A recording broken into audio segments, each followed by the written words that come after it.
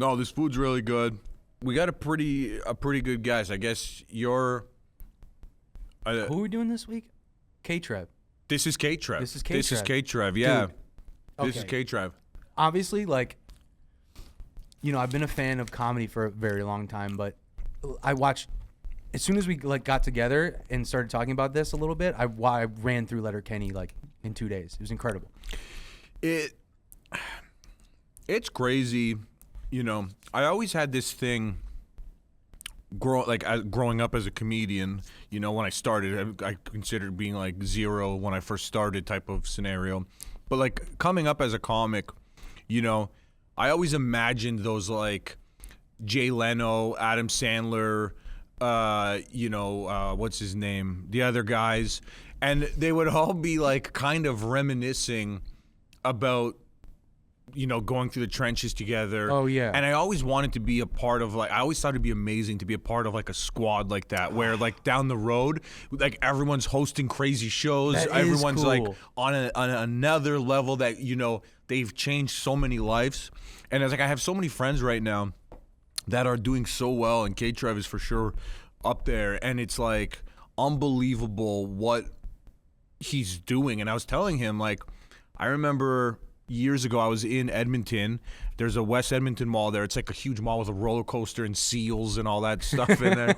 But there's a comedy club in the mall, and I walk in, and the first massive picture was of KTrev. Oh, that had to feel so cool. I was just like, man, this is crazy. It's kind of surreal. You're like, because he's one of those people that we went through trenches. He's been, around longer than me. He's been acting, obviously, and comic, but like we've been on the road so many times, and we did so many different shows together. That's awesome. And it was just, it's been so crazy. And we happened to work together in Michigan at Mark Ridley's comedy club, and that's so cool. It took all of my energy to ask to do an interview with him, but he was like, yeah, like, why the hell wouldn't I? Man, see, that's so sweet. That's so sweet. Yeah. I feel like he's that type of dude. I mean, I don't know him personally like you do, but I've watched a couple things that he's put out, and some stuff from him on YouTube. Obviously, he's a hilarious guy. Oh, yeah. He's really good at what he does. I know your history with him as far as stand-up goes. And as soon as you told me he had this show and you guys were going to link up, I was like, dude, what a great opportunity for this entire thing. You were telling me you were going to ask him for the interview, and I was like, okay, that's what I'm talking about. And then we were going out ways how you were going to ask him. It was really sweet. I mean, yeah, I hated that. This is the thing. Like, I wish I was able to just ask, and because at the end of the day, he says no, but it's weird when it's like a friend, and for sure. But whatever the case is, I really wanted to talk to him because the one thing, we don't know what this podcast is really about yet, and it's hard to explain it to someone like KTrev, who's like a professional. Yeah, and he's like, okay, what are we doing? And I'm like, I don't know, man. We're going to talk. Did you eat something crazy this week? But what I was kind of explaining to him, and I think this is something that is interesting to think about, is like, we've been kind of interviewing people who are considered somewhat masters of their craft. We talk about this a lot too, about being conversationally funny. Yeah. And once you know you're funny by like your peers, or just like being, when you're younger, I think a lot of the comedy starts at the lunch table, right? You like the attention, like what it feels like to get the laughs, right? You start to see that come out in styles, right? And how that was derived. Yeah. And the more nonchalant or just natural it can be, I feel like is the success, the winning there. It comes from there. It just looks like you've been doing this your whole life. KTrev can sit down and talk to you like it's drinking a glass of water, Well, the thing is, it's like there's a whole 10,000 hour thing, right? And that, I guess, what was it, Malcolm Gladwell? Mm-hmm. He made the book about it, but I'm sure it's been around before. I don't know if he invented that concept or not. But it to me is like, if you think about the idea of 10,000 hours as a comedian, the amount of stage time you have to do to hit 10,000 hours, it's impossible. Mm-hmm. Like, if you're getting 5-minute sets, I don't even know what the math is to go from 5 minutes to 10,000 hours. It's a lot of math. So that's like 20 sets for an hour times however much to get to 10,000. Mm-hmm. So I feel like people who have natural abilities conversationally, as we said, like conversationally funny, you're already ahead of the curve as a comedian. But now it's hard to If you can stay out of your head. But it's hard to change that from conversational to stage, but also still have that natural essence about you because you're now performing. You're not just talking. Yeah. Right? And like something that for me personally, I have like a very conversational style stand-up. My goal at all times is to make you forget that I'm doing stand-up. See, we were just talking about this. We were literally just talking about this before we set up. I was like, I want to be more natural. Like I want to even just, this is all a learning experience, right? We're taking this from the ground up, and it's an obviously beautiful, scary thing to hear yourself talk and see yourself on a camera and looking a certain way and whatever. Like, I've worked in TV before, but not to the point where I'm like talking about my life or what I do on camera. You know, it's always been through an instrument or some type of vessel. So as close as we can get to being natural and just talking about our lives, you kind of hit the nail on the head. I want the audience to forget that I'm a comedian. You know,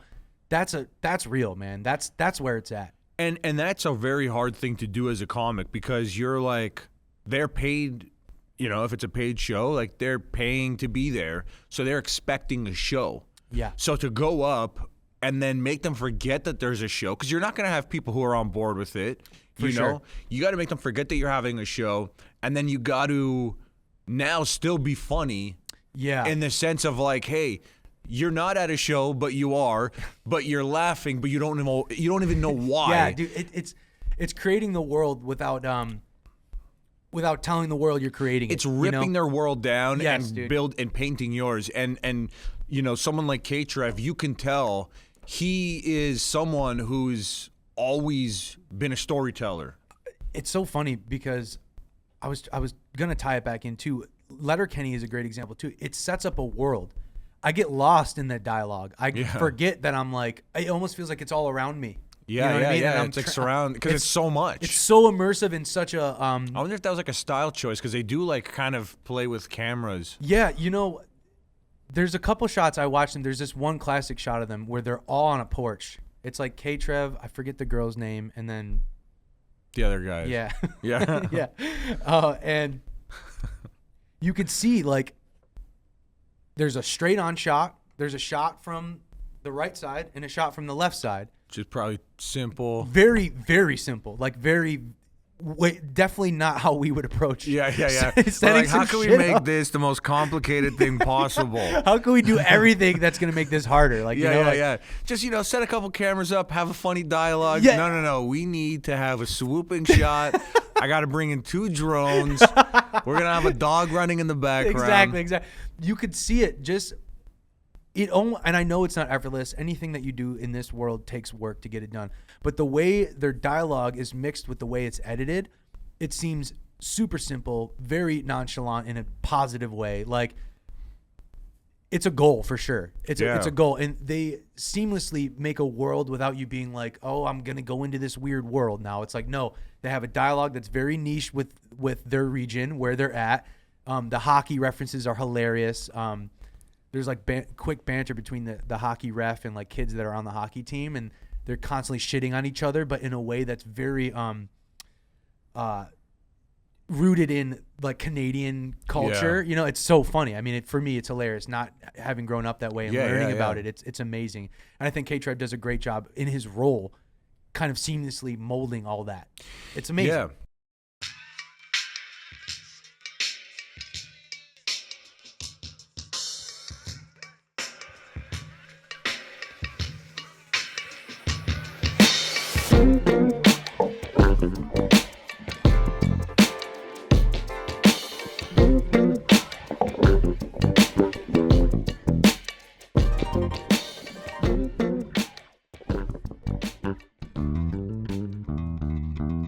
Well, look, we're here in a super classy hotel. We're filming, we're recording. I made sure to hit record here with the one and only K Trevor Wilson.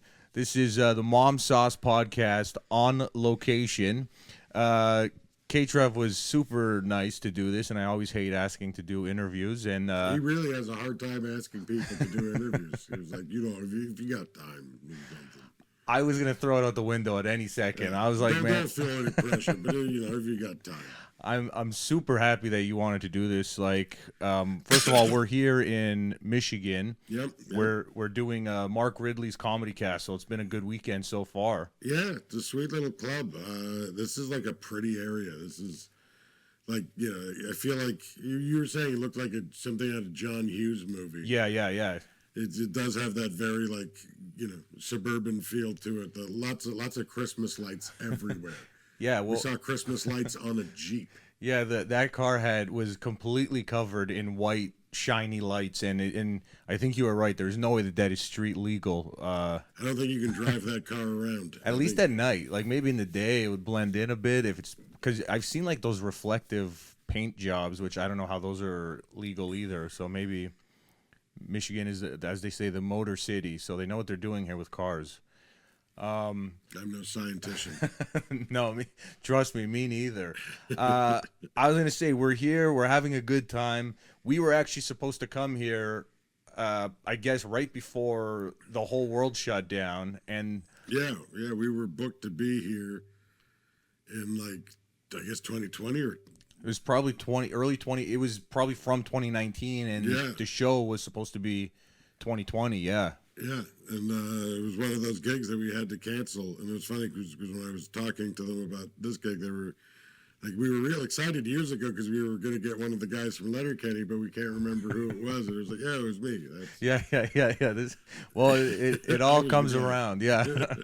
No, and it's crazy. Obviously, a lot's changed since then, and I still find it amazing. Like we were in Orlando a couple weeks ago, and I was helping out there with some stuff, and I gotta honestly say, I still find it unreal to see. I've known you since I started, and to see you at like an improv level, and that was like a smaller improv, not but it's like the improv, and I'm like watching you in Orlando, and I'm like, man, like I just remember all the shows we used to do, like in Toronto and like Blueberry Hill and all the weed rooms. Yeah, we've come a long way from bar shows and dirty open mics. Did It you is. get your drink ticket? Make sure. Yeah. No, make sure you get your drink ticket though. And if you don't want it, let us know because other people will take that spare drink ticket. You know what? I have not used my drink tickets yet. I had one coffee, so definitely make sure that someone gets them. But it really is unbelievable to see, you and I remember even going on the road with you. We used to do some tours out in Eastern Canada. I personally believe that you are one of the only people I've ever seen who has a bulletproof act. I don't think I've ever not seen you at least do okay, in all the time I've known you. And I think it has to do, my opinion, obviously not only being like a funny, likable person on stage, but it's the storytelling element. Like, did you like when you started stand up, were you doing stories or? No, I mean, and it's funny. I've talked about this a couple different times that, and I don't know if I came up with this or someone else does, but it definitely is true. I feel like the first few years, anyone is doing stand up, they're doing an impression of what they think stand up should be. Yeah. Like you're doing little bits of all the guys you came up watching or grew up watching, and you're like, yes, this is what stand up sounds like. And then after a few years of doing that, you figure out what your voice is. And yeah, I mean, my family, there's a lot of storytellers in my family. That's sort of what we do. We talk out our ass a lot. And I had this story that had happened, and it was like the story everybody wanted me to tell at parties. But when I tried to do it on stage, it always fell apart. Like it just did. You get a couple laughs, but it was like, man, this thing is so funny off stage, but I can't get it to work on stage. And then it just became like, well, now I have to figure out how to make this work. And it took me a year of just trial and error of putting it up there, then taking it apart, and then building it back up. And then I sort of like, okay, this is how you write stories for stand-up. And I sort of figured out at least the formula for me. You get your story, and then you figure out why are you telling the story? Like, what's the funny part of the story? Because that's obviously key. You got to keep that. And what are the important points of the story? Like, what gets you from point A to point B? What do you absolutely need to keep in this story to keep it this story? And then get rid of all the extra information, all the shit that isn't important. If it's not funny, and if it doesn't drive the story forward, get rid of it. Doesn't matter if it happened or not. Get it out of there. We're not worried about fact. We're worried about funny. Then once you have that, you start filling it in with jokes again. Okay. You start writing new funny stuff. You start, looking at what's the most ridiculous comparison you can make. What's your best use of simile? Well, something that, to just jump in for a second, something that always pops in my head, and I don't even know if I know what it is, but it was an old story you used to do about your apartment or someone's apartment on fire, and the cat kept running under the credenza, or, and like that to me is such a funny word. And then it's like you're visually painting a picture of like you chasing the cat, trying to help the cat. And then obviously the credenza is just a funny word, where if you would have said ottoman or chair, like that wouldn't have got a laugh. Yeah. Right? So is the credenza like off the top, or was that something that came in through the later, if you even remember that process? And that's the story. That was the first story. That was the story? The fire story was the story. There was that took me a year to figure out how to make that funny on stage. And because it actually happened. I was first year college. My parents were away, and I set their kitchen on fire. And I had two friends over, but I don't talk about them in the stage version because they didn't do anything funny. The credenza was. That's one of my favorite words for that type of furniture. Okay. And it's one of those things where there are hilarious sounding words. Like couch is not as funny as Chesterfield. Chesterfield is a funny word. Like Chesterfield is just, and you can say cabinet or you can say credenza, See, I didn't even think that was what a credenza. I thought this is a credenza. No, yeah. So a dresser is a credenza. Yeah. Okay, see, yeah, no, that. Yeah, it's like a buffet. Which is a feast and a type of furniture I've learned this year. Yeah, but that is such a process that, obviously in Toronto there was a lot of like weed rooms which allowed people to kind of talk long-winded, and because that process that you're talking about doesn't happen overnight. Like to do a story multiple times and have to learn where to cut the fat, like that's not an easy process. I was just really stubborn with it. Yeah. Like I knew there was something there. It was like Mike McDonald, the Canadian Mike McDonald. Rest in peace, Mike. He gave me some great advice a million years ago that you never throw away a joke. Yeah. If you write it down, something in your instincts told you it was funny. And even if it doesn't work today, another day you'll be a funnier comedian and you'll know how to make that joke work. I totally agree with that. And with that, like with the fire story, I was just really stubborn about it. I was just like, I know that there's something there. Yeah. I know that this is funny because every time I leave my house, someone's like, "Oh my God, you have to tell me about what you did to your parents' house." Like, spread like wildfire around the neighborhood. But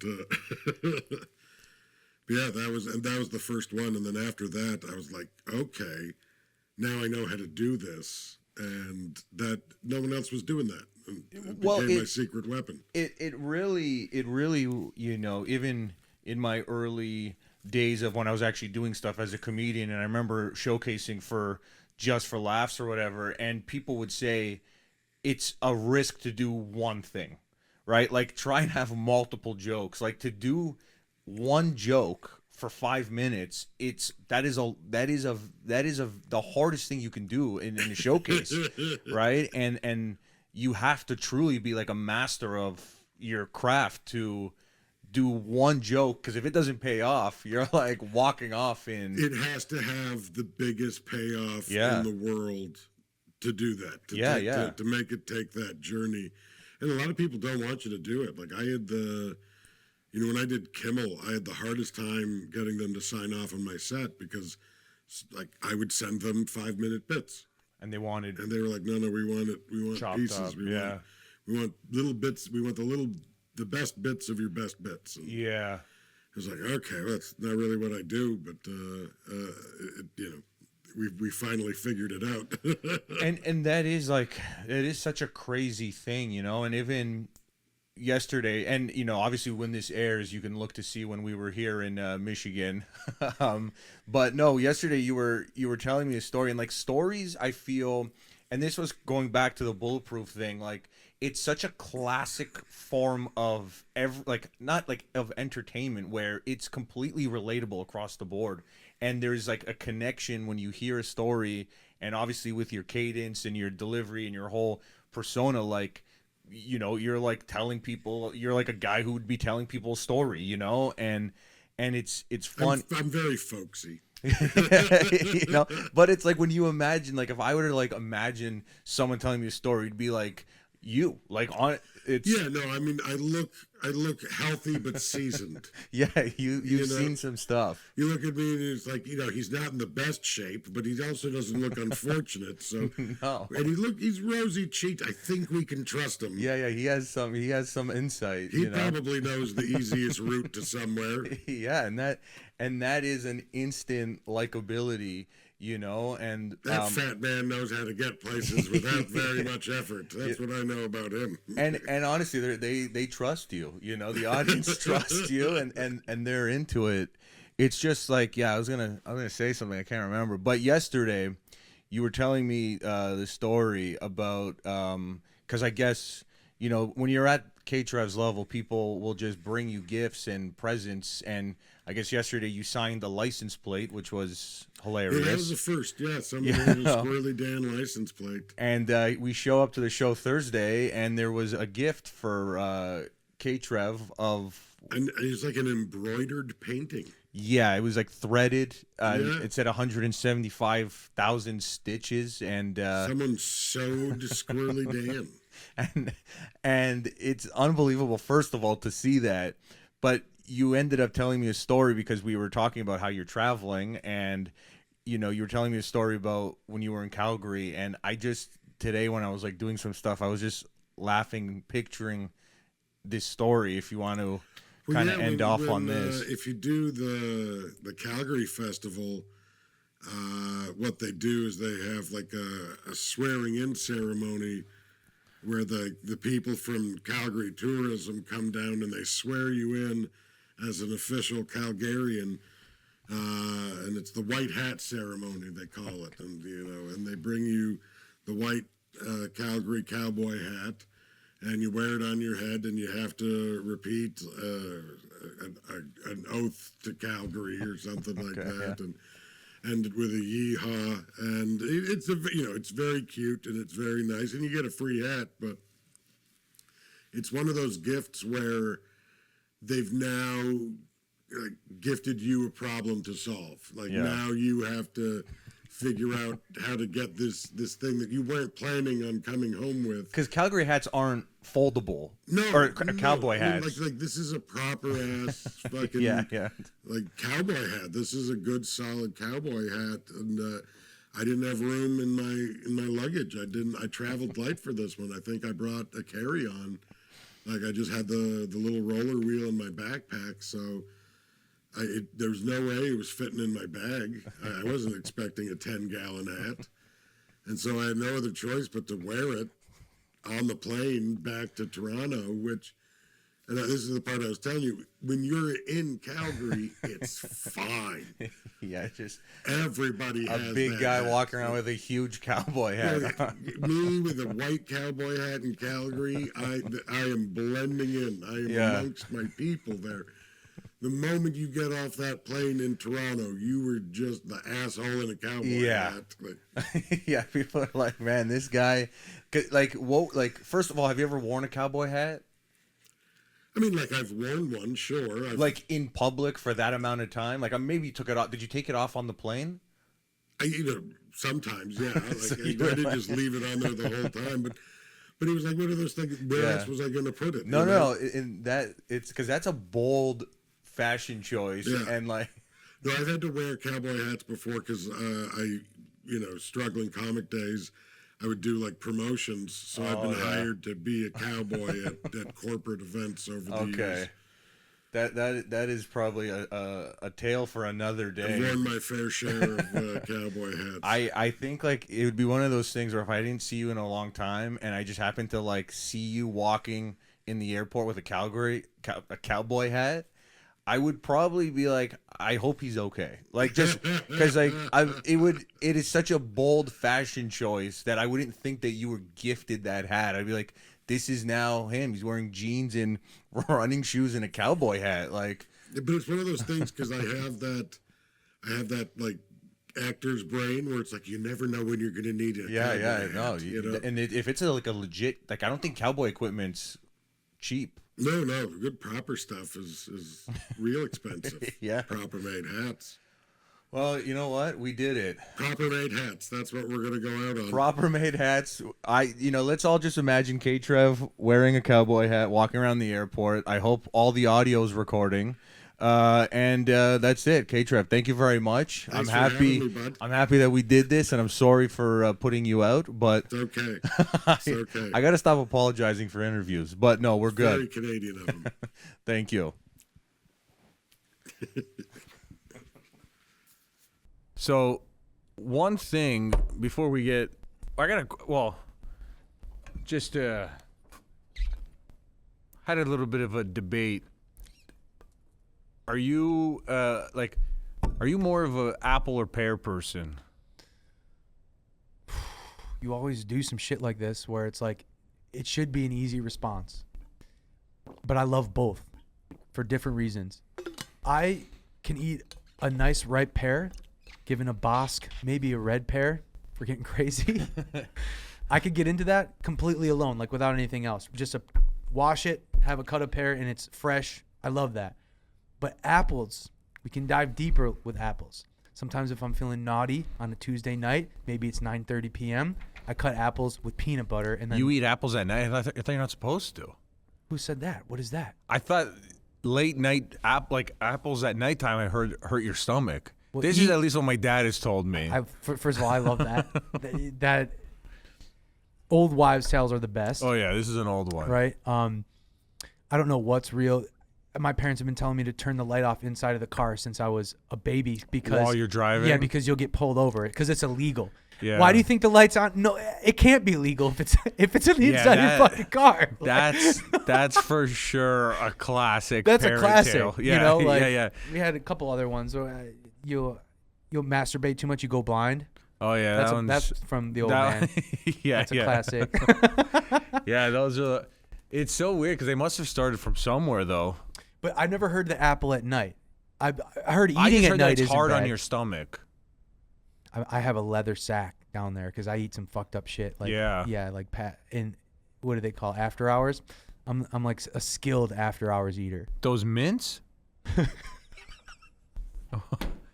No, like after hours. Like, I thought you were talking about the mints after hours. I don't even know what the fucking after hour mint is, dude. What is that? It's like a round mint. Is it chocolate or just mint? It's chocolate mint. I hate mint chocolate mints. I think they're disgusting. No. That I don't even eat candy anymore or any. Like I try not to. And mint chocolate chip is like hands down my favorite. Dude. I don't even understand how you cannot like that. Ew, there's some old people mint chocolate chip. Even as a kid, I loved mint chocolate chip. Mark, everyone in the entire world knows that that's the flavor every weird kid gets, every homeschooled kid gets, every kid who's doesn't have an older brother. Every kid who doesn't have someone chip? Every kid that doesn't have someone to tell them what the fuck is up, man, is eating mint chocolate chip. They're eating Thin Mints. They're eating Junior Mints. These are mint all my chocolate favorite. Chip. That's crazy. So that's what an after 8 is, or is it after 8 hours? Or after hours? Or maybe it's called after 8. I would never even choose to Have investigate. you ever heard of Pep? Pep? It's like a Pep. It's like a big mint chocolate chip disc. Ugh. But what is, I don't know. You talking about a York peppermint patty? Yeah, but a big one. That's so nasty. Okay, but wait a second. Like, are you serious? Yeah, but Mark, it's like a chocolate cigarette or something. It's like Mint? I don't even understand how people couldn't like mint chocolate chip. so disgusting to me. What would be your your ice cream then of like chocolate? Yeah, like a normal human. Hey, excuse me, mate. You're on this fucking yellow line, don't ya? What yellow line?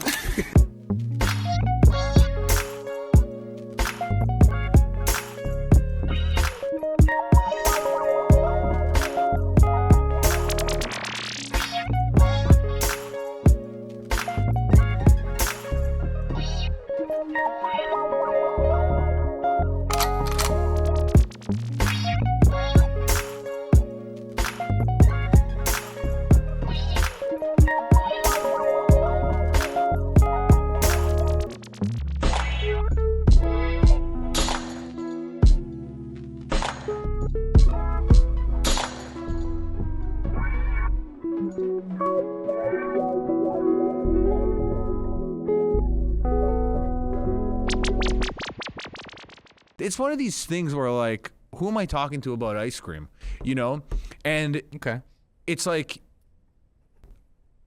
we have these like tendencies that I would have never known that if I didn't talk to you. Like I remember I was on the road with my friend once, and this was as an adult. I was on a tour with my friend, this comedian Monty Scott, the guy we were listening to his Monty. stuff.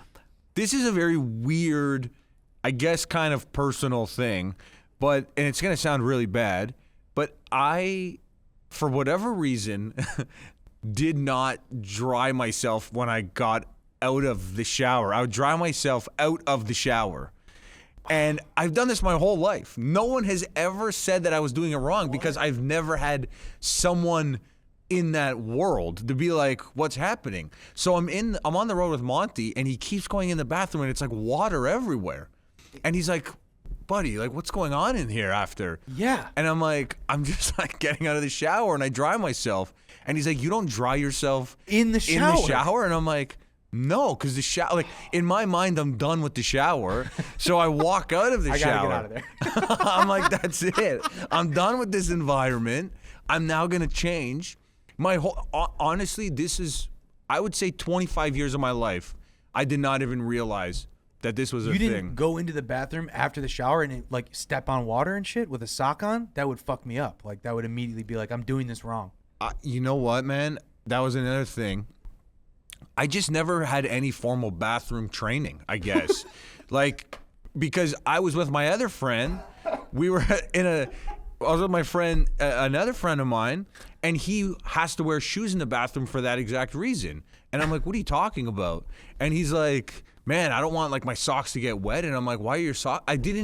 None of that crossed my mind. I'm sort of on the same page as your friend. I don't like to feel my socks on the bathroom floor. I'll take it a step further.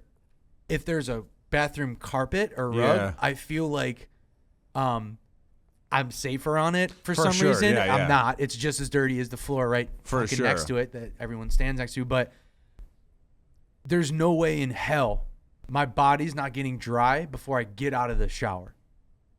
You see, this is like I can't this is even like see it. this is like if I obviously haven't had my midlife crisis yet, but I found that thing out in the last 10 to 15 years. So many times that I've literally washed my hands and dried and had got a sprinkle of water on the floor, and I'll go back 10 minutes later, step in that water and be like, And that's it. what the fuck is happening? Like, there should be no way. The reason why any liquid on the floor is terrible in the bathroom, and this should be an obvious thing, is it's just going to be assumed that it's piss. For sure, yeah. With no, off rip. there can't be anything, the bathroom Liquid needs on to the be floor in clean. the bathroom Yeah, is yeah. pee. Yeah, Even if it's yeah. water, it's pee, dude. It's going to be a problem. That's hilarious. No, I honestly did not know that because I think about this stuff like the shower thing, even like there's nothing. I don't think. As soon as you said that, this is what I thought of: getting a pair of socks and a pair of shoes, putting a sock on my right foot, and then my right shoe on, while my left foot is still barefoot. That's what it made me feel like. Those two things you said, mint chocolate chip and getting out of the shower to dry. Dude, you know who gets out of the shower to dry? People with a big, luxurious fucking bathroom. That's who gets out of the shower to dry. Why? But okay, so do you ever do you have a towel on the ground? Yes. So Yep. when did you learn to dry yourself in the shower? Because who would have taught you that? When you step out of the shower and your atmosphere is now ruined. So that was like a fight or flight, like Yeah, you that's evolved. Yeah. The other thing is too, like, God, I don't know. I hope I don't get in trouble for saying this. I don't know if this is an Italian or Sicilian thing or just a my family thing. When I was a baby, like before speaking words, my dad would take me into the shower with him to take a shower. Like lift me up to take a shower. I was a baby, right? And I remember there's pictures of us. My mom took pictures of us with a towel around both of us. Haha, big smiles. We're both naked in a bathroom. We shouldn't, whatever. Yeah. It shouldn't be a normal thing. It was normal growing up, right? Yeah. My dad's going to watch us and be like, there's a beer, I was giving you a shower. What do you mean you were a fucking baby? What are you talking about? But from that, I do have memories of like, this is going to sound terrible, but just watching my dad come in and out of the bathroom. And sometimes he'd pull that flex of like, I'm the man of this house by like using the bathroom however he wanted to use it. So like he'd be taking a shit with the newspaper and be like, "Oh, get over here." And I'm like, "What the fuck?" Like, and then it'd be normal for me to be kind of like hanging out there while he's taking a shit. Or he'd be drying off and he'd be like, "Hey, grab my thing and bring it in here." So inevitably I got to go in there and bring it. He's butt naked, drying off, right? Drying off in the shower. In the actual tub. Yep. Then he'd get out while he was dry, butt ass naked, and stand in the bathroom dry naked. You know what I mean? No. Like weird, but also like made sense to me. Okay. So I remember seeing the influences like, okay, like the bathroom's not wet after he takes a shower, right? No, I don't think I've ever, even to this day, got out of the shower dry. What? Like, I'm like... How is that working for you? I don't know. Is there a towel down on your bathroom floor? I do put a towel on the floor. God, bro. No, I do put a towel on the chaos, floor. You know what I'm saying? Yeah. Like, holy fuck. I do put a towel on the floor, but, like, I'm not 100% dry out of the shower. Like, I'm like... Your hair is not going to be 100% dry. There's going to be crevices that probably aren't 100% dry. You do the crevices, on the towel. That's okay. Everyone, everyone has their own crevice experience. But his legs, big body, back, chest. I'll tell you, I don't think I dry my back.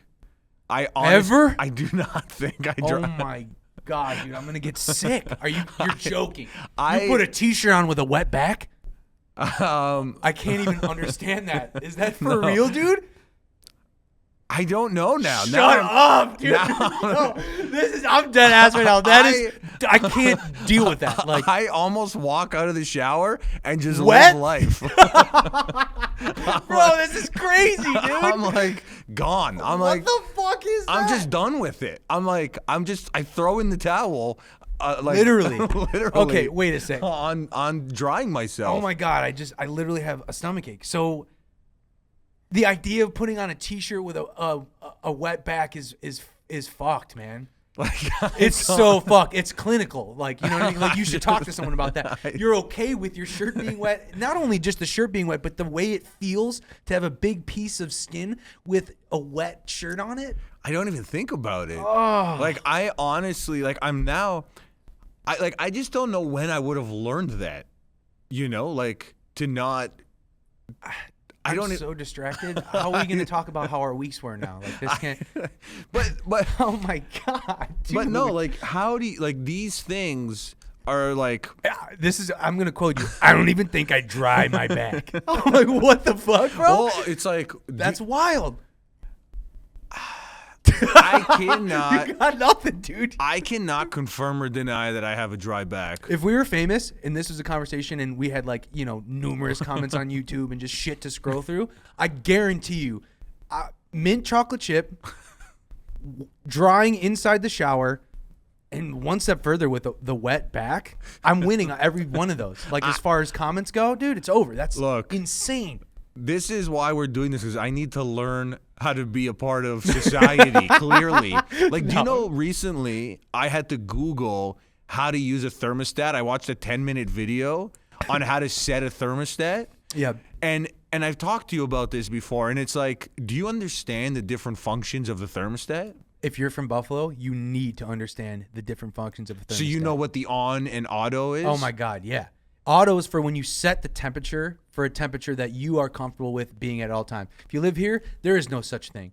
It's freezing cold some days. Sometimes I'm too warm when it's cold outside. It's the weirdest thing. I never have my thermostat on auto.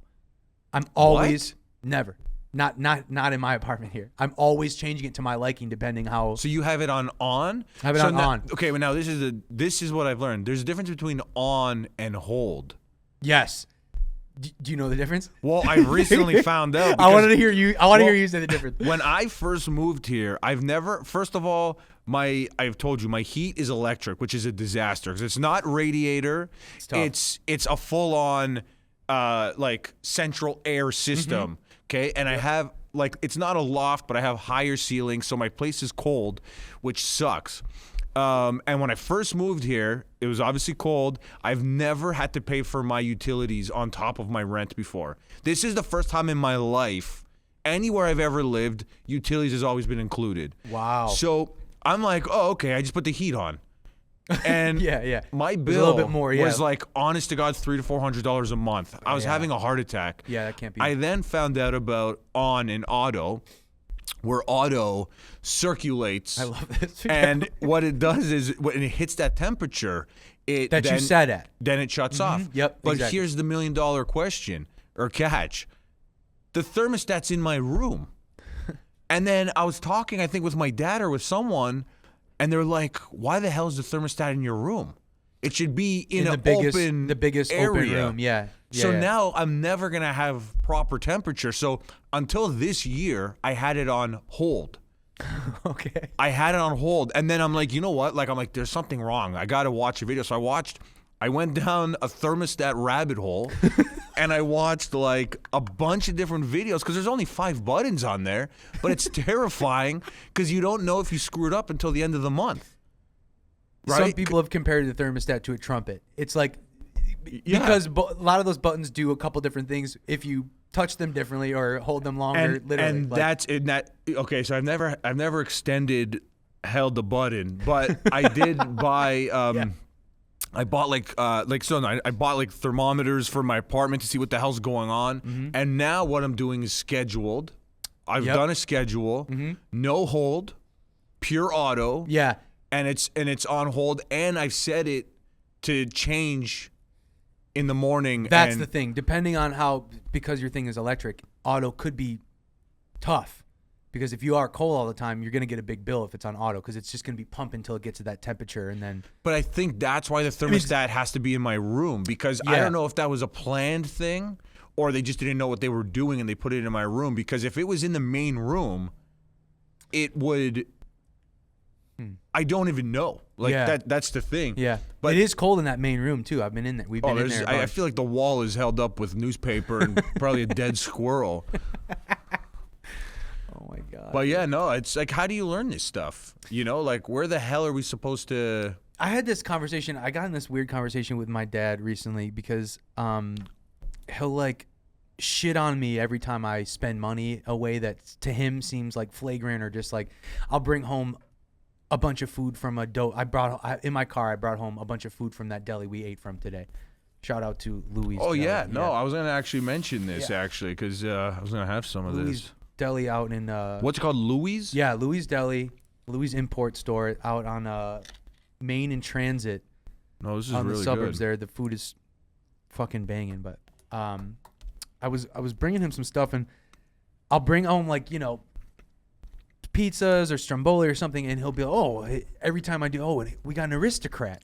Look, he's an aristocrat here. You just spend your money like how you want to spend it. Oh, I'm like, Dad, this is for us. This is it's a meal for us, But his big thing with that is always poking fun at me for.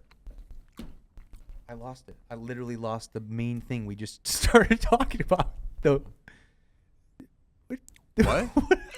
Are you in the story? Is this your dad right now? No, it's not. Are you the import store? Why did I talk about? What was the whole point of talking about bringing him food? For ripping on me for spending money in weird ways. Because of the heat. Bro, I didn't even get high. I don't. This, I'm assuming this has to do with, you were talking about your dad says. Didn't you say something before that? No, I didn't say anything. You were going to eat this. No, you started talking about how the food. He makes fun of me for spending money for things. Like, yeah.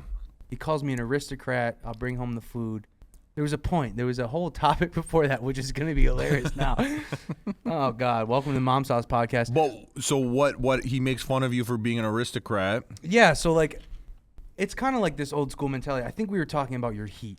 I think this is what we were talking about, and, like, spending money. Like, how heat is a luxury, really. Like, we were talking about that, yeah. So my dad kind of is, like, the king of, like, making that a world. You know, like, nothing was this expensive. I can't believe you guys spend money on doing this. Why would you waste your time with this when you could do this? Blah, blah, blah. Oh, yeah. And I'll bring home a meal for both of us, and it's like now I'm some big shot who's got a paycheck or something. Look at the, yeah, exactly. Well, look at the king here, the king of the castle. Yeah, I was at the record shop out on Transit, and I stopped as like a part of my week this week is like honestly a highlight when I can get out there to get some of this food. They make this cornstarch pizza, it's Sicilian, like handmade. It's unreal, dude.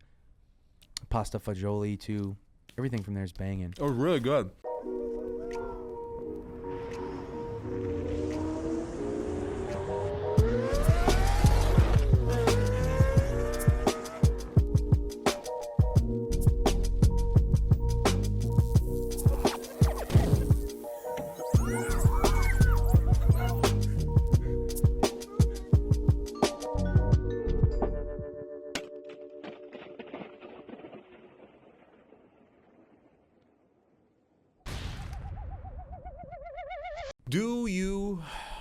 Do you think that your hair is a muscle?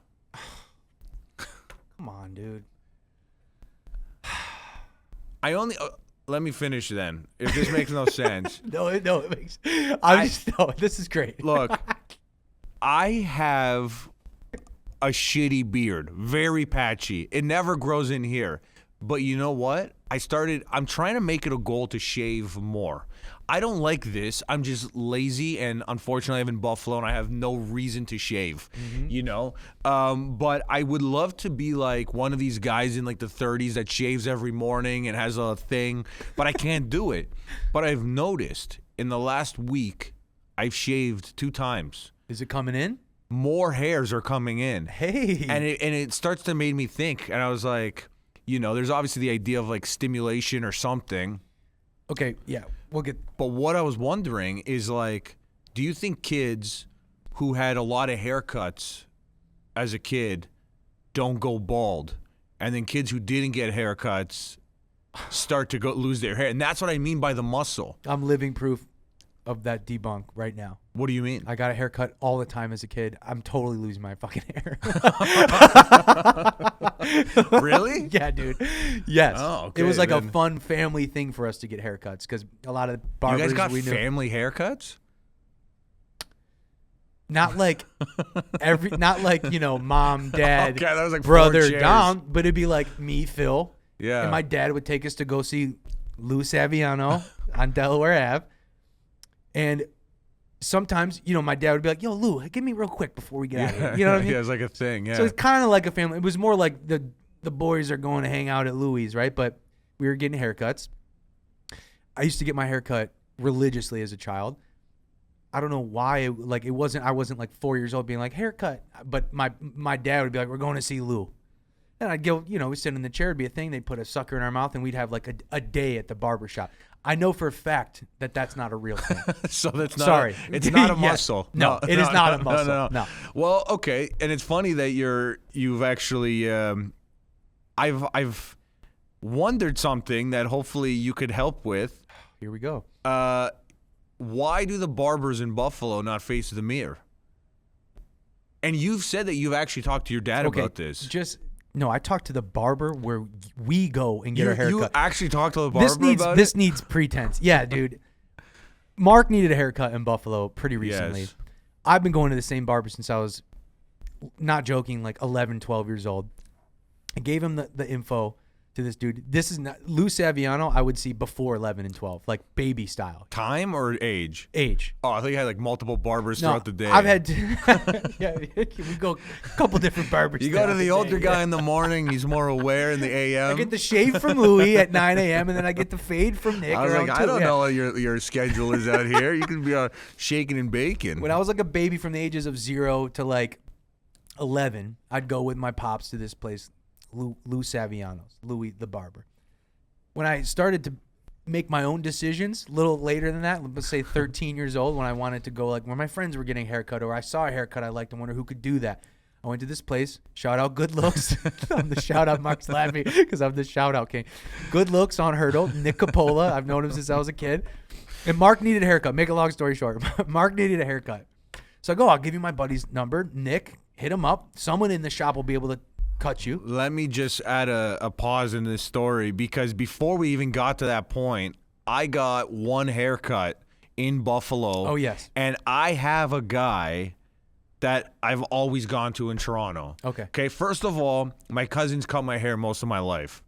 Then okay, here's what happened. When I was a kid. It's one of these mint chocolate chip things. Yeah, when I was a kid, I had a barber that was down the street. Very weird because I always was like impressed that he had a Mustang.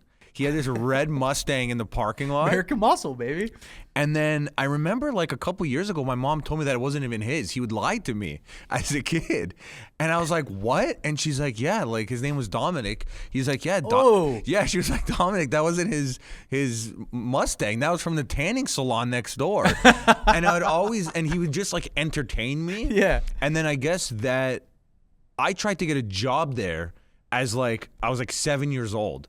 And I'm like, let me sweep the hair. And then they're like, we don't need it. They were like laughing around or whatever. And then they shut down. And then he called me and he wanted me to go get my hair cut in his basement. And I'm like, I can't do this, man. You know, like I don't have this relationship with you. Like, I'm sorry. You lied to me about the Mustang. I can't come in your house. So I then went to, my cousin was cutting my hair for most of my life, and then I found this guy. He's in Toronto. He's this Greek guy, and he's been cutting my hair like to the point where if I had the ability to go on a tour with a bus, I would take him with you. I would be like, look, man, what is it going to cost to bring Leonidas with me? Okay, His name's Leonidas? Leonidas, yes. He is, because he has, I don't have curly hair, but I did have curlier hair before my hair went gray. You have nice, full, thick so hair, though. it grows in directions. Mm-hmm. So he knows how to cut my hair. He always has. Even when I was living in Los Angeles, I would almost wait to come back to get him to cut my hair. And then I found someone out there that knew what he was doing. He's good. I had one person cut my hair here. And I'm not going to lie to you. This was like, I was looking, I did what anyone would do. This is before Good Looks and Nick Before Capola. Good Looks, All right, yes. Let's state that, yeah. So this was before Good Looks. This was before you got involved in this part of my life. I'm doing what anyone would do, and I started looking up reviews. And I found a place in Buffalo, and I went in there based on the reviews, and I don't know how to say this without even sounding ignorant. Mm-hmm. I was one of two white guys in this place. Okay. The only other white guy was the guy who cut my hair. Okay. Okay. You don't sound ignorant. This is just an observation But that you noticed when you walked I in. don't have just straight normal white guy hair. So he starts cutting my hair and it starts, because I have like cowlicks and it grows in. Mm-hmm. I was trying to explain it to this guy and I know that he was new. Like, honest to God, like, was the guy black? No. The only other guy that was white was cutting my hair. It's getting weirder. So it was me, and if you would have walked by, you would have been like, "Yeah, that makes sense." You know, like yeah, dude, yeah, like for visually to everybody, the For white sure. guy cutting the white guy's hair made sense. Yeah, I'm not even joking. I was in that chair for almost 2.5 hours. I have honestly never experienced a panic attack while a haircut before. And I didn't know what to do. Only Mark DeBonis gets a panic attack getting a haircut. I didn't know what to do. And this is where the mirror thing first started to become an issue. Because I realized on top of this, because he would take so long, because I explained to him, I'm like, look, man, my hair grows in multiple directions, so you need to know how to and I only know this because of my cousin. And I'm like, you need to know how to kind of balance it out and this and that. Sure. And he's like, oh yeah, whatever. He cuts here, this hair sticks up. Then he cuts here, this hair starts to stick up. And then he's like, well, and then the other thing, he didn't even wet my hair. And I'm sitting. Ooh, dry cut. And I'm like, is that even normal? Like the guy cut my hair dry? And then so I'm not kidding, man. It was almost 2.5 hours. I was so mad where I'm sorry to laugh. my hair, I don't even know what happened after. And then I never got a haircut in Buffalo again until I knew when I met you. I'm like, if anyone knows where to get a haircut, Took a look at my head. He goes, where do you go? It's gonna be this guy. Okay. So now, cue back. Good All right. looks. Okay. Good looks. Nick Coppola.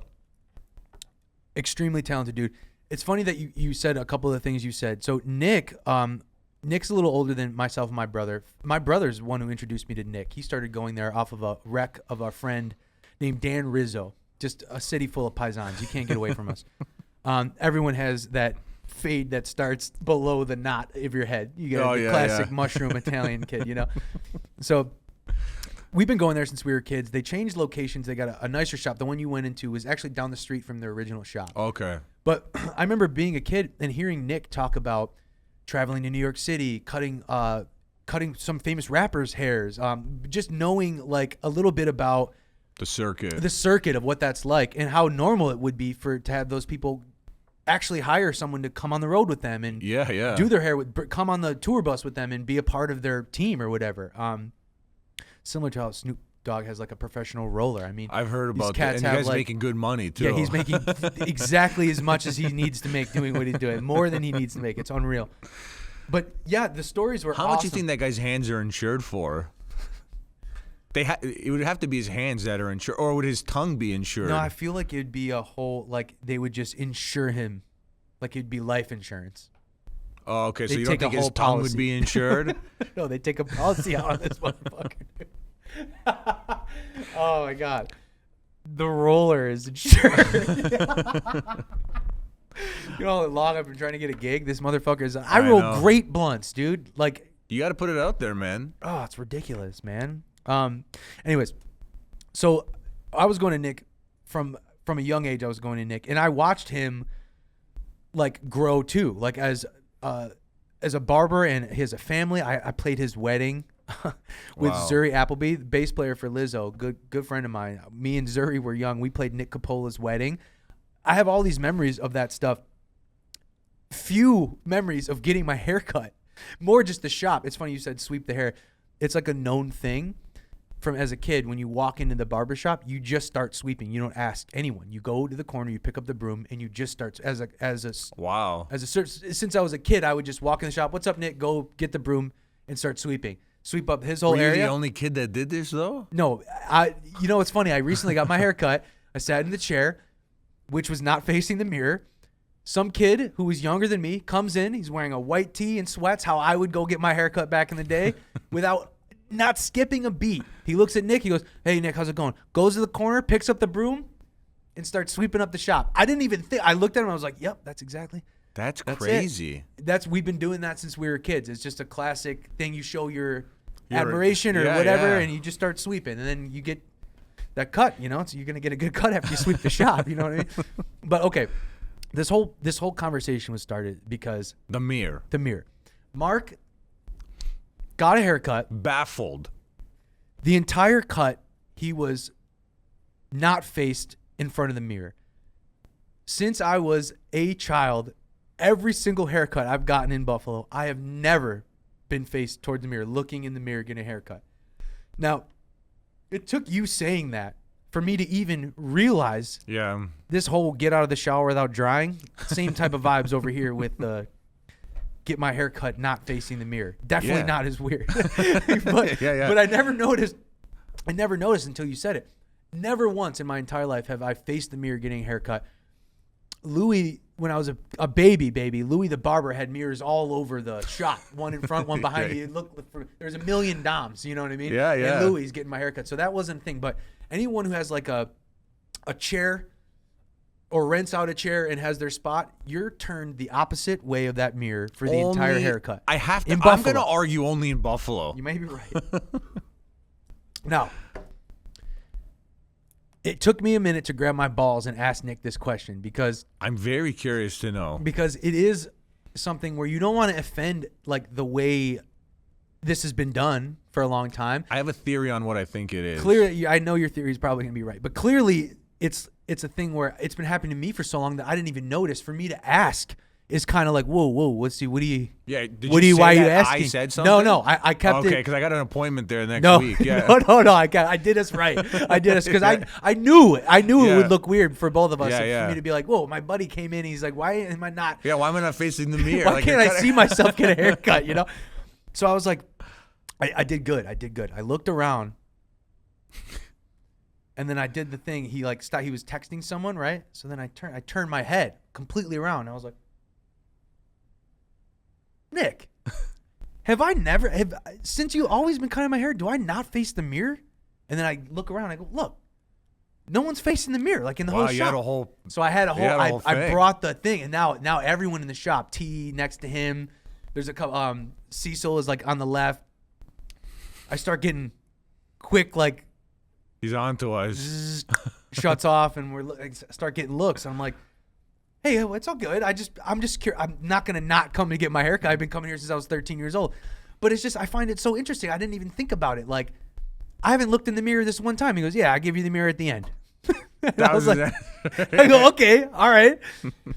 But then there was a pause, right? Like there needs to be more explanation. He knows Yeah, that, right? I would hope so. So he goes, I give you the mirror at the end, and then there's a pause. And I'm like, that's not enough, a couple, I'd say a minute of this weirdness kind of goes by. And he goes, well, come on. If we faced everyone from the mirror every 2 minutes, he'd be like, what the fuck is this? What is this? How are you going to cut this? Why does this look like this? Wow. And he goes, there's stages to a haircut. It looks weird in the very beginning. When you start a fade here and do this here, the questions are just taking away from my focus of getting it done. And more times than none, I start to lose where I was at. But goes, do people not know that while getting a haircut? Who is like mid-haircut and they're like, I'm done. Like, what the hell are you doing? Like, here's that's the like other eating like a loaf of bread like in the oven for 10 minutes. This is the other half of it, which is The social aspect. yeah. So as far as Buffalo goes, right? I've been going to this guy since I could remember. Since the idea of getting my own haircut, it was a thing. He knows how my head is shaped, what it looks like when it does get cut.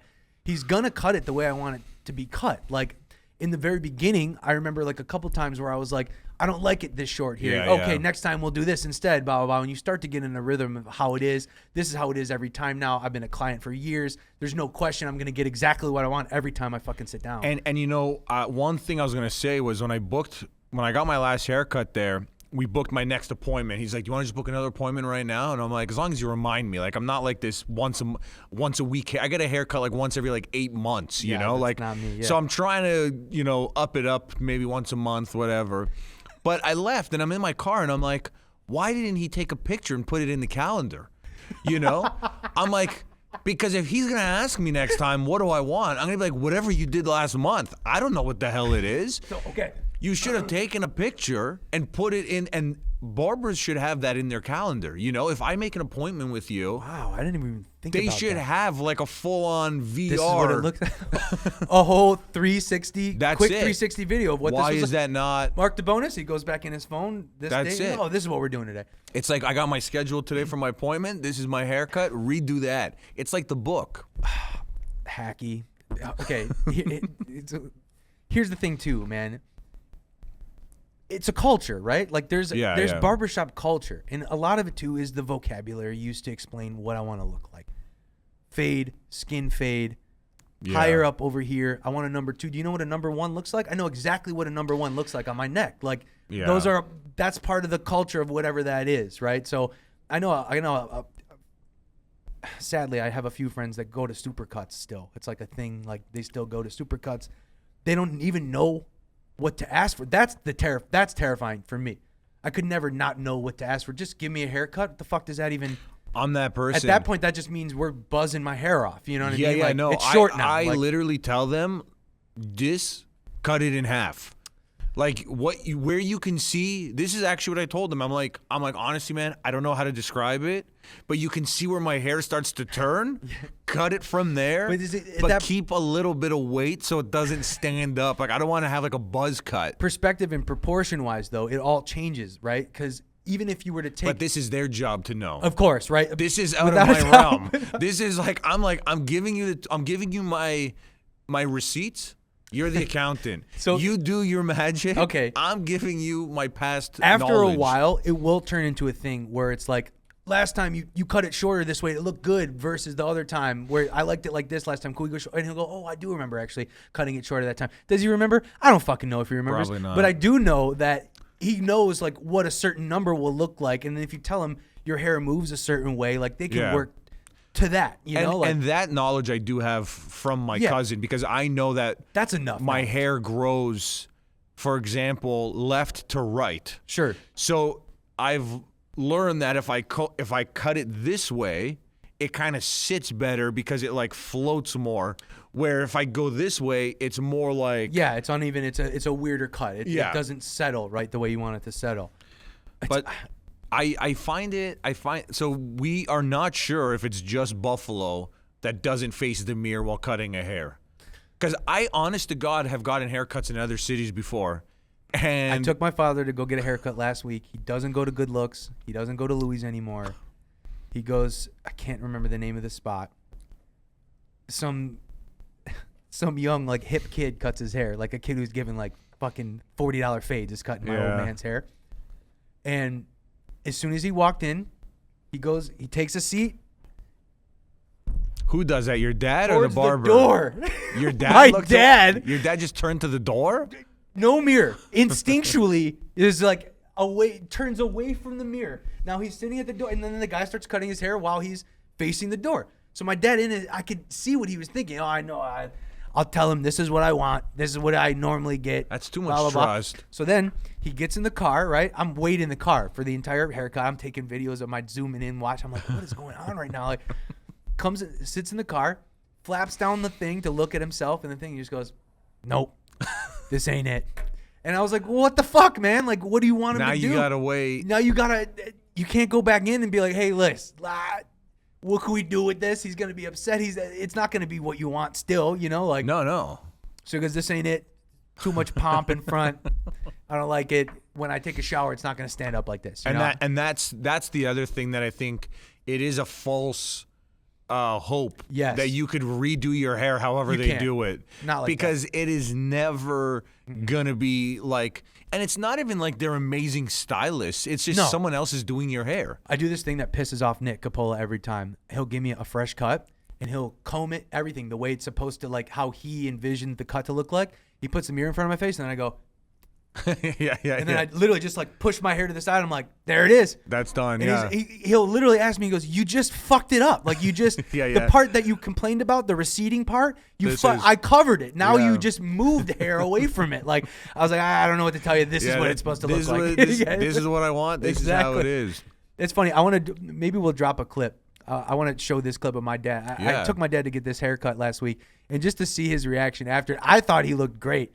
It really brought me back to Michael Corleone, Godfather time. It was super, super pompy, but then he has those nice grays where it's like it's similar. It's actually similar to your color. But the way it's combed, it's completely combed back with just enough volume right here. Yeah, I could never pull it off. It could never be a thing that happens with me, but. It was gorgeous. The best word is gorgeous. He looked gorgeous. Yeah, As soon as he looked at it, you could tell in the video like that I took. He's like, I look like my father, I'm like, you do. You look like Grandpa. It was wild, but you could tell immediately. If it was something, he went back to the barber this week. He goes, I gotta get the other guy. It was a different guy. The other dude was busy, so he's like, but my hair was too long, so I just got to get a haircut. He thought because I'm going in the same place, it'll be fine, It's always the barber, man. It 100% is the barber. And even actually, I was telling the story about my horrendous haircut scenario, and someone at Good Looks told me that I have to ask for the master barber. And I'm like, who would I ever be to walk in and be like, I want a master barber? They told you to say that to walk in? Not at. They said if I go to a place, ask for the master barber. Oh, the head, like I guess that's what they call like the Nick's like the head barber, the master barber. It's yeah. just his shop. That's why. What do you mean? The fucking owner? Yeah. If the owner's here cutting hair, that's kind of who I want to get my hair cut. The owner should cut everyone's hair the first time. Like literally, when you go, if you don't have a specific connection, the owner should be like, "It's your first time. I'm gonna cut your hair. This is how we and do then it you here." spread out from there. Like, But see, you know the culture though. It's like those dudes rent chairs out, right? So they have their own like, clientele that's the difference. outside If of you're the, going there to. What's awesome about Good Looks, though, I will say, is the history there does go back quite a ways. Those dudes have been working together for a long time. I've been getting made fun of by those guys since I was literally 13, 14 That's crazy. years old. Like, yeah. really, really fun guys to be around as far as like shop culture goes. You can talk about anything. They've helped me find people to plow my driveway. I found people to put their Christmas lights up. You know what I mean? Wow, it's a classic. Tia, the barber who works next to Nick, when I lived in New York City, I went downtown. I went to Katz's Deli one time. I'd sometimes go there when I was feeling like a big shot. And I'd go up to the front, Bob. I look to my right. It's fucking T from Good Look. Dom, what the fuck? I go, you're at Katz's? What are you doing? This is what we do, Bob. I set a table from him and his family. We ate, laughed. It was hilarious, dude. Like that's a connection. And that's the thing. I just don't have those connections. Yeah, it's growing up in a place like this, growing Yeah. up Italian in a place like this, you'll get those. No, You'll get and those. Everybody's I your get it. cousin, you know? Like